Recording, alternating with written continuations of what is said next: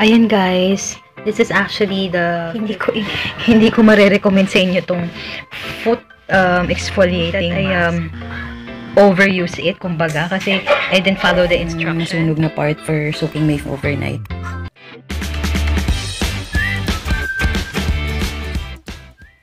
Hi! Welcome back to our channel. Again, this is Lips. And you're my channel, lips.com. Nandito pa tayo ngayon sa CR namin because ang gagawin natin today, syempre, nakita niyo naman sa title, diba? It's about makalyong paa, paano magkaroon ng flawless, smooth, and baby skin, toes or feet. So yun, syempre pag babae ka, dapat maganda yung paa mo, diba? Kahit naman lalaki ka, dapat maganda pa rin, diba? Mas maganda kapag mas malinis yung paa. Ganun, malinis sa buong katawan, diba? Sarap halikan kahit yung paa.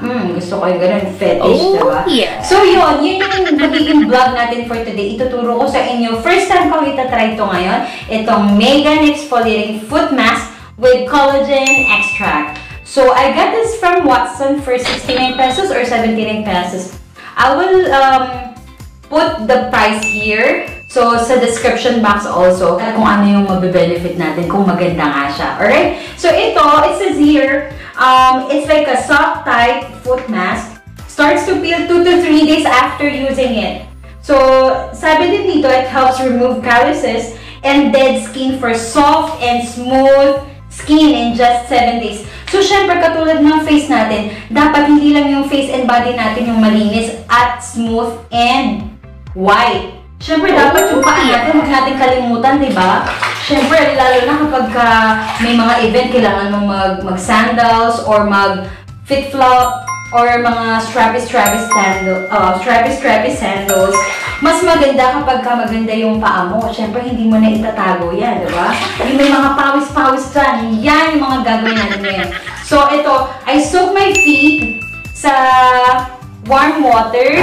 Ayan. Malinis naman yung paa ko kasi naligo na ako. So, eto, nakababad lang siya. And then later on, yeah, tatanggalin na natin. Siguro mga 5 minutes until mawala yung kanyang warm. So, yung pagkamaligamgam niya, no? Alright, so, lalagay na natin to. Saan ko na siya? Ganito yung itsura niya, oh. Yan. Yung nauna kong video na bura kasi, so very limited lang. I had to, whenever I'm filming, I had to delete my Instagram, my Facebook, and my Messenger. So, yun, di ba talaga nag-explain ako. Kasi nawala yung video ko nung binuksan ko to. So, anyway, Huawei Highway, i-maximize na lang natin to. So, ito siya. Wala naman siyang amoy. So, we're gonna soak it for 20 to 30 minutes. And then, i-update ko kayo kung ano itsura niya kapag nag-exfoliate na din siya, okay? So, mas matipid to kaysa pupunta ka sa although mas maganda kasi sa spa kasi syempre merong kumpleto sila ng gamit dun. Pero kung nagtitipid ka naman, okay na to, 'di ba? Why not? Poke not. Kahit gawin mo to mga twice a month or once a week, not bad. At least hindi siya ganun kamahal, 'di ba? Pero at least mga twice a month, pwede na 'yun. So ito, titingnan natin. Meron siyang amoy. Hindi ko alam kung ano yung amoy niya, para siyang amoy siya ng Domex. Ganun yung amoy ng Domex. Kasi kung naglilinis kayo, alam niyo yung amoy yung pink, yun yung amoy niya. Ayun, no? Hindi naman siya mabaho, pero sakto lang, pwede na. Susi pa. 69 pesos lang to. So, yan. After 2 to 3 days, saka siya mag-exfoliate. So, tingnan natin kung maaalis yung mga ano natin. Ako naman kasi medyo may biyak-biyak yung paa ko. Pero sobrang ang tawag dito, minimal lang siya. Hindi naman siya yung grabe. Pero gusto ko lang siya mag-exfoliate para ma-try ko naman to kasi first time ko talaga to. Pero nakapag-try na ako ng foot spa and medyo mahal siya yung mga may kasamang with pedicure, mga ganun, tapos kukuskusin nila yan. For now, eto muna yung tatry natin, si Megan. Okay? Babalikan ko kayo ulit mamaya. So, ayan nga guys. Okay, 20 minutes na, 30 minutes na, pwede na natin siyang i-rinse after soaking it for, yes, 20 to 30 minutes. So, i-rinse na natin siya. And then, we'll get this dry. And then, i-update ko kayo kapag so, bale, this is our day first, or first day. So, ilalagay ko siya sa, ito ang aking paa. Here I go. Ayan. Ito sa malayo. Right, here, para kitang-kita. Yan. Oh, yan. May dough mix siya. Alright, so itong isa. Here we go. Ayan. So, tanggalin na natin siya. Ayan. And then, i-rinse na natin siya. Yan, maugat ang ating paa. See that? It's so big. Oh, lambot. Yan. And then, okay na to. Lambot niya. Oh, I'll be sure to do it again. One more time. Sabanin natin siya ng papaya soap.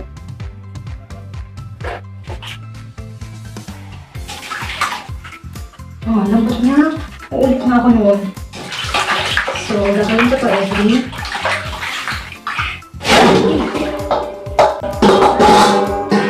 So, we'll have it dry. Yung aking paa, si Chloe, nandiyan na. Yan siya. So, ito, this one. Ayan, ayan yung paa ko. Baka makikita siya. Okay. So, Mommy, later you do like that to me. Mom. After you... wala na to na. Tapos na. Hello. Ayan, ito, ganito. Ito na yung paa ko ngayon. So, this is pala the first. So, day first. So, i-update ko kayo pagka nag-exfoliate na siya. Ito yung paa ko ngayon. Ayan. First time ko ito sa camera. Alright, so yan yung paa ko. I did my nails kanina. So, yan. So, i-update ko kayo para pagka nag-exfoliate na siya, para makomplete itong video natin. First burn. First degree burn. Ayan. Pala siya, oh. Ayan, hapdi siya.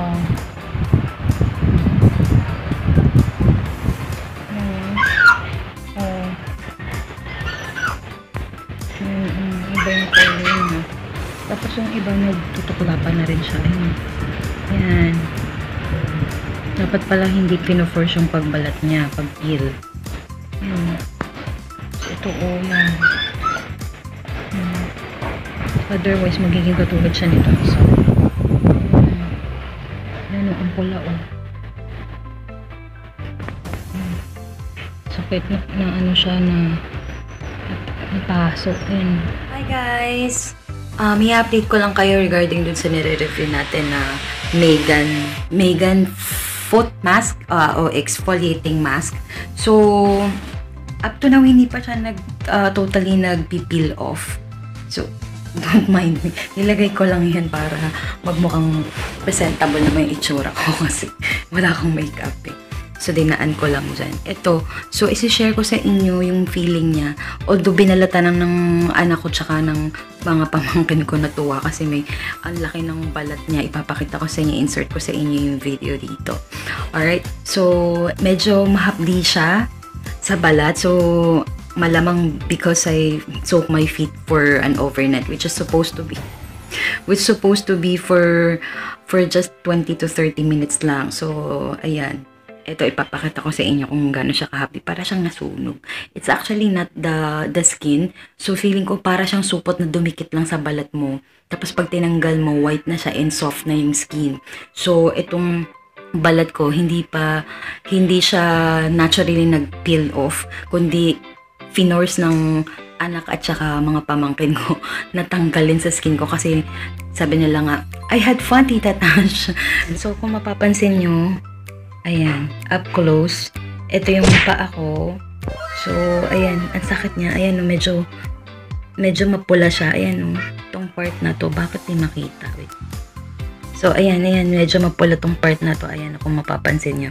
Tapos, ito yung part na hindi pa nagpipeel off. Ayan, oh. Medyo hati yung kulay niya. Kung mapapansin nyo, ito hindi pa yung nagpipeel off. Ayan, oh. Ito. Meron pa siyang ano. Ayan, yung parang cellophane. Ito yung nasunog na part for soaking my feet for an overnight. Ayan. Kaya pag nakita nyo yan, makintab pa siya. Hindi pa yung nagpipeel off. Today is the 4th day or technically 4th day of 3rd day. So, ayan, yan yung part na hindi pa nag-exfoliate.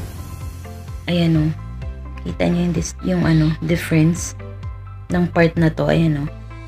Ayan, ito na-peel na to. Ito hindi pa. Ayan yung makintab pa siya. Yan yung difference niya. Ayan, o. Naging smooth naman siya in fairness. Ayan, o. Tsaka, ayan, lumambot, kuminis, tsaka pumuti siya. Parang one shade whiter, ganyan. Pero, ang hapdi nito, ayan, o, mapula-pula siya, o. Para siyang nasunog. Ito, hindi pa to nagpipil. Ewan ko kung kailan to magpipil. So, inaantay ko. Di ba, update ko kayo once magpil na yan. Pero, ipapakita ko sa inyo kung ano yung itsura nung napil na to. Ito, hindi pa siya ito tuklap-tuklap. So, that's it for now muna. I-update ko, babalikan ko kayo kapag meron akong update kung kailan siya magpipil off. Sana magpil off na siya. Oh, kasi nakaganito ako kasi wala akong makeup para lang may hindi masyadong bold saka boring yung itsura ko. Anyway, so yun, Ayan guys, this is actually the 5th day. So, yan, nagtatanggalan na siya. Ito, medyo gumaling na siya, ayan, o. Kaso, hindi pa siya na-peel off lahat. So, overall, hindi ko marerecommend sa inyo itong foot exfoliating mask. Which I admit that I overuse it, kumbaga, kasi I didn't follow the instruction. So, ayun nga guys, although I'm at fault here naman din talaga. So, yun, hindi ko alam kung kailan magpipil off ng buong paa. Kasi, I think nasunog yung paa ko partly. So, yun, I would suggest huwag nyo follow the instruction lang. Ito, tingnan nyo. Ito siya, yung mga pinagbalatan. Kadiri ba? Yan siya, yung part na peel off. O pinors kong mapil. Ayan. Ganyan yung itsura niya. Ayan, o. Yung part na glossy pa. This one yung nabalata na. New skin na siya, kumbaga. Kung marirecommend ko siya sa inyo, yes, maganda naman siya in fairness. It was just my fault. I'm at fault here na I soak it for overnight, which is supposed to be for 20 to 30 minutes lang. O, ayan, inabuso ko siya, kaya yan yung kapalat sa skin ko. But, yun, kung gagawin nyo siya at least once a month lang, kasi baka naman ma-irritate yung skin nyo. So, yun lang yung mapapayo ko. Naging malambot naman siya in fairness, naging maputi, and naalis naman yung mga kalyo. Wala naman akong kalyo. Pero kung, ito, tingnan nyo.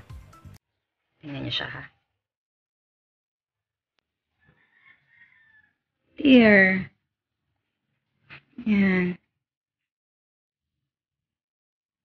Yan, hindi pa siya naaalis. Ayan, o. So, ayan. Yan yung bagong balat, o. See? Yeah. Ito yung ilalim. Yan, nagpipil na din siya, o. Well, kasi hindi pa naman ako naligo. So, lesson learned tayo sa paglalagay nito. So, you can take it from me. You can learn from me yung experience na nangyari sa akin dito sa paggamit ng Megan exfoliating mask. So, even sa skin, lalo na sa face, huwag niyo siyang i-over-use. Make sure na to follow the instructions. So, this is what I get, and hindi naman ako nagko-complain. It was my fault. So, yun. Overall impact, parang judging lang, diba? Nagja-judge naman talaga tayo regarding this Megan exfoliating foot mask. So, yun. Marirecommend ko sa inyo to kung gusto nyo ng malambot, makinis, at maputing paa. So, yun. Ewan ko lang, hindi ko pa na-try kasi this is my first time. So, that's it. That's it for now. And that's it for now. And I hope makatulong sa inyo tong video na to. Give it a thumbs up. And kung hindi ka pa subscriber, please make sure to subscribe to our channel and click the bell button to keep you updated sa mga new vlogs ko. Alright?